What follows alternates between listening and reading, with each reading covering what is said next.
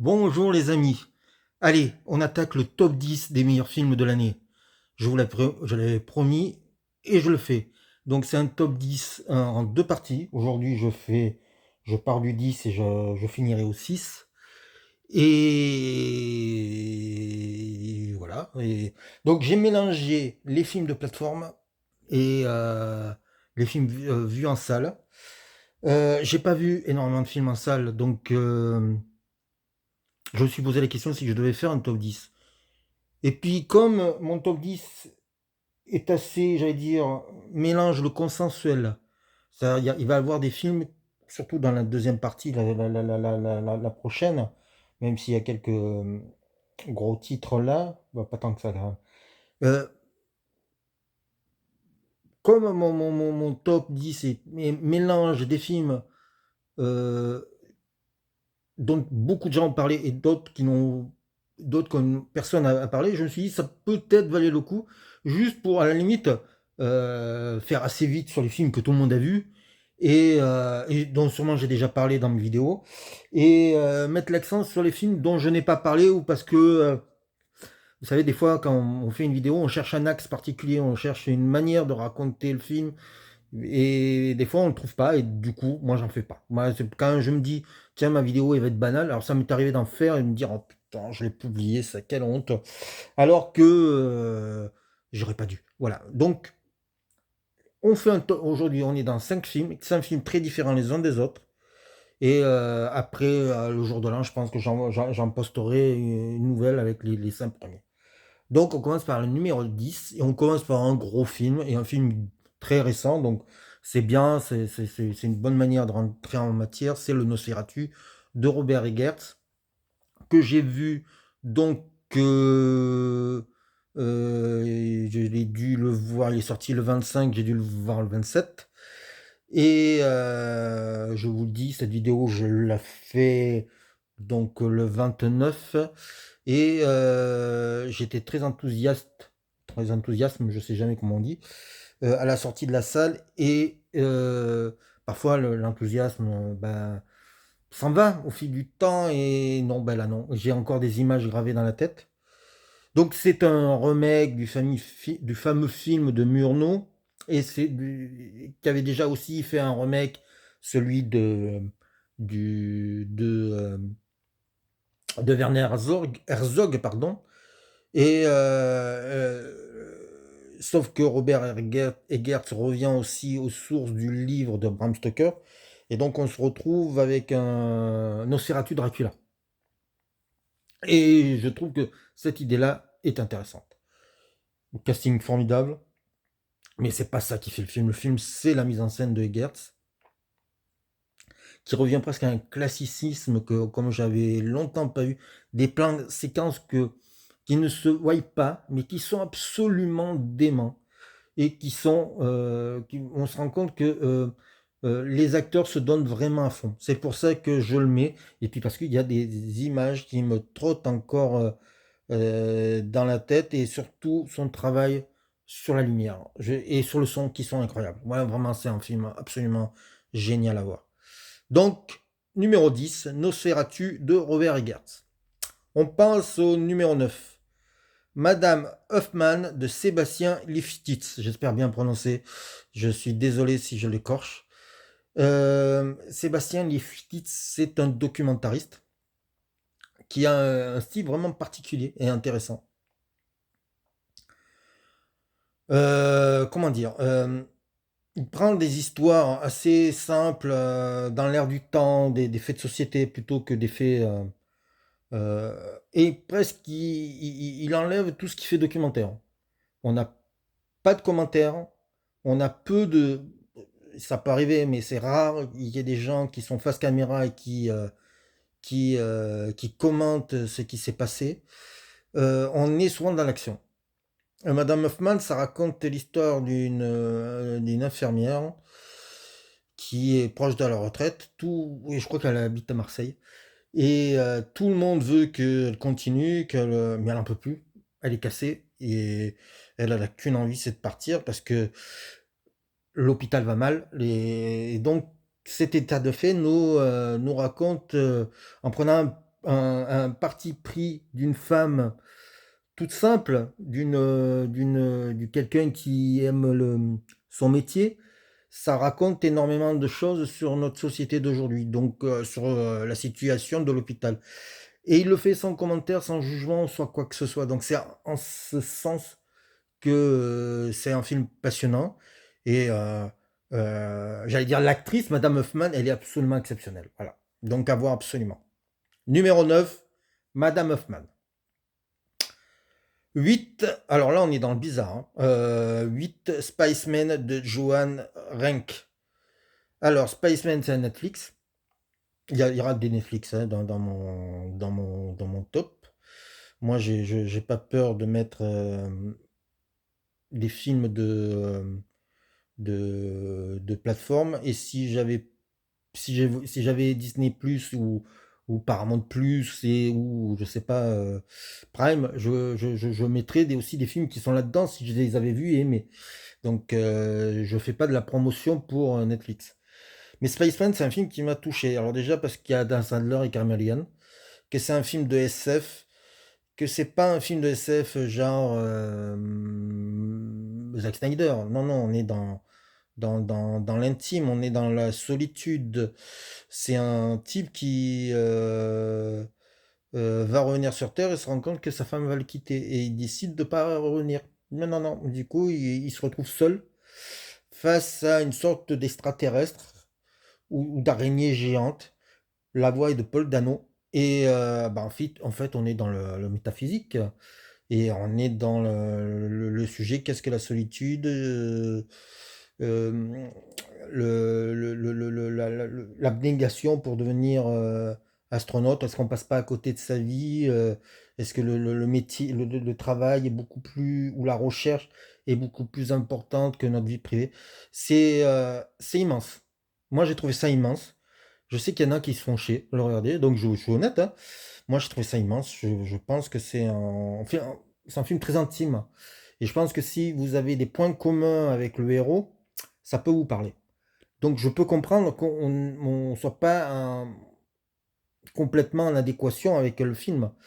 Mais je l'ai trouvé très, très émouvant, très étonnant, parfois très drôle, comme peut être tous les films avec Adam Sandler. Donc, je suis un vrai fan aussi, hein.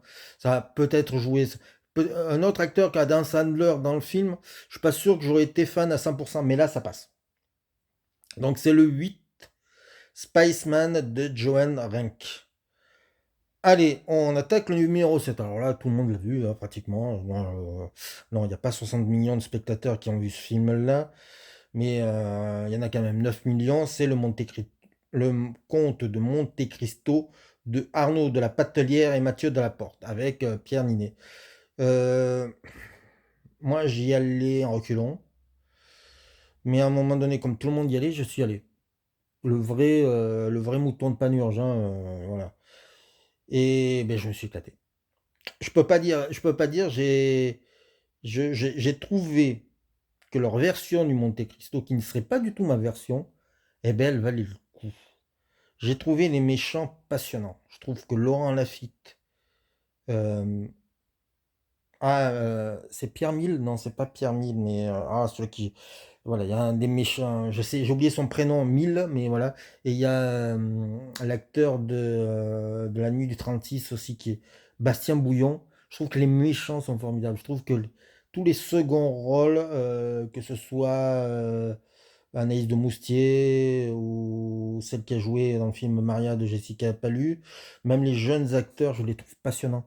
Ils apportent une énergie, quelque chose de différent. Et Pierre Nimet, qui est pas mon acteur préféré, ah, mais c'est pas grave, il m'est sympathique quand même, apporte.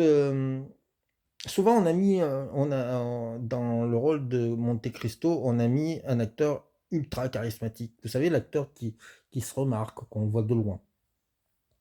Et Pierre Nimet, c'est pour moi, hein, mais c'est un avis perso là. C'est un endive, hein, c'est quelqu'un qui peut passer inaperçu.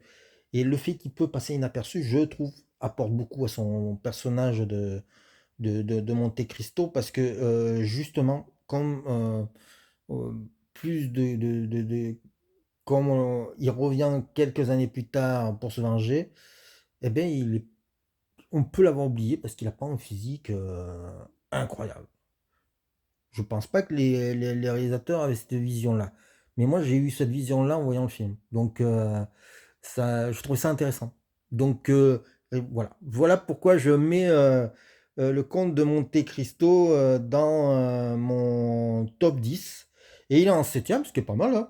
Et ouais, je et puis il y a Laurent Lafitte et Laurent Lafitte, c'est un super acteur et je trouve qu'on n'en parle pas assez. Donc, voilà, en numéro 7, Le Comte de Monte Cristo, une adaptation du roman de Dumas, parce que si je ne le cite pas, je vais me faire, flinguer, avec pour le personnage d'Edmond Dantès, oui, donc je connais un peu le livre, Pierre Niney et c'est vachement bien. Et la musique, la bande originale est très bonne aussi, ça il faut le souligner.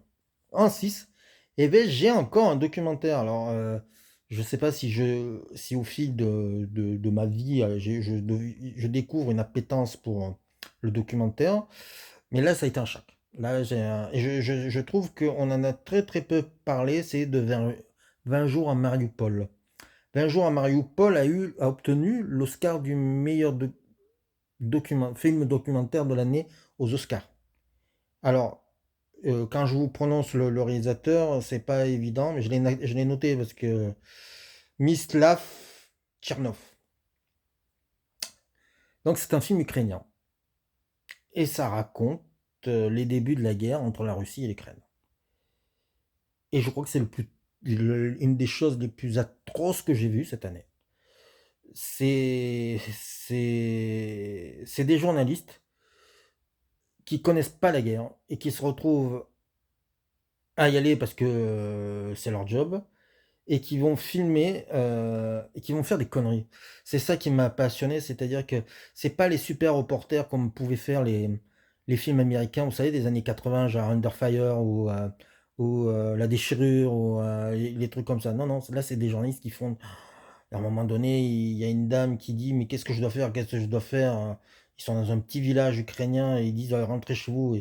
La dame a failli se prendre un morceau de mortier, un coup de mortier, mais de peu, et elle aurait pu mourir à cause des journalistes. Et le film raconte ça. C'est-à-dire que un monde, un univers où la guerre, on savait plus ce que c'était, et là, elle nous arrive dans la gueule et on fait des conneries. Et donc, il filme la mort. Ça dure 1 heure et demie. C'est vraiment très très très dur. Alors, c'est passé sur France Télévisions. Il a resté au moins 6 mois sur la plateforme, je crois qu'il y est plus là. Mais c'est un documentaire qui vous dit: «Bah, voilà, la guerre, je veux pas y aller, c'est pas mon truc», et c'est bien con que ça existe encore. Donc c'est vraiment le documentaire antimilitariste et comme il faut, et on voit des vrais morts, on voit des vrais cadavres, on voit la souffrance, on voit l'horreur. Il y a des choses qui sont peut-être pas dites, mais on le ressent. Vous voyez ce que je veux dire?